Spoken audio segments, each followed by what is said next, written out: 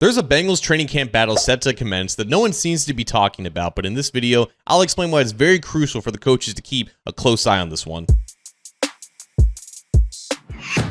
Hi again, Bengals fans. John Sheeran of A to Z Sports Cincinnati here, and this time next week, you will have, hopefully, the entire roster of the Cincinnati Bengals in town for the start of training camp. In an offseason that has felt like a millennium, we are pretty much back. We're still a few weeks from actual football happening, and then a month and a half from like the real football happening, but guys getting back in town for the start of practice so we can get a glimpse of what this Bengals team truly looks like. We are pretty much there. And now I think is a really good time to maybe gauge what's going on in your guys' minds. So please let me know down in the comments any questions that you would like me to answer in a Q&A video later this week. I will be checking and I'll pick out the most interesting ones. Before we get to that, and I'm sure there's going to be questions about potential training camp battles and competitions all over the roster. And I think that there's one battle that we're not really talking about enough because, let's be honest, it's a position that no one really talks about at all. But it should be notable that the Bengals have not one, but two long snappers on their 90-man roster at this moment. You got Cal Adamitis, who's been here for a handful of years. Remember, he was an undrafted free agent signing back in 2022, and Clark Harris is still here. And then he got the call up to the roster in week 2 of that year because Clark Harris suffered what ended up being a career-ending injury, and he's been the long snapper ever since. And joining Adamitis this offseason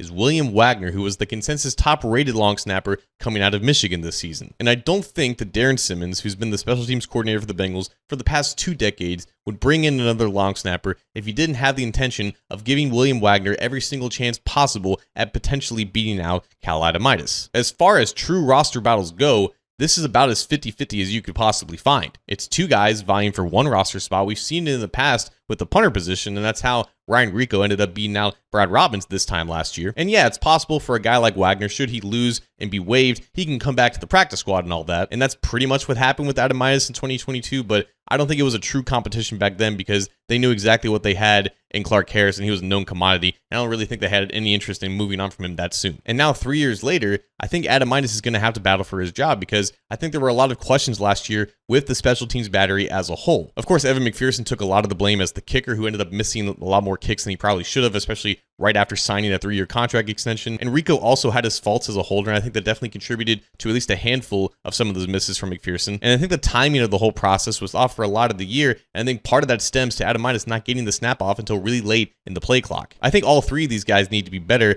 and if you were to say that Adamitis is the most disposable of the 3, I wouldn't necessarily disagree with that. But the interesting thing to me about this competition between Adamitis and Wagner is that the more reps that you split between the two, so you're taking reps away from Adamitis and giving them to the rookie in Wagner, and obviously he's only working with Ryan Rico and Evan McPherson in this, the same 2/3 of the battery. The more reps that get split between those two, the less chemistry and continuity I think you were going to find with the original battery. And yeah, it could just be Darren Simmons saying, hey, here you guys go. It's a free-for-all. You're going to get a 50-50 shot at this, and whoever is the most consistent, whoever's the best at snapping, he wins the job. I just think that reducing reps for Adamitis is not necessarily going to be the best thing for him, and obviously it's the only way to give Wagner a real shot here, but this whole process comes down to getting enough work between the 3 members of the battery. And I think a competition like this really stresses how much work that you could possibly have. Again, no one really talks about long snappers or just special teams in general unless it becomes a persistent problem, and it was too big of a problem last year for the Bengals to just sit by and do nothing this offseason. But would it shock me if this competition had unintended consequences by giving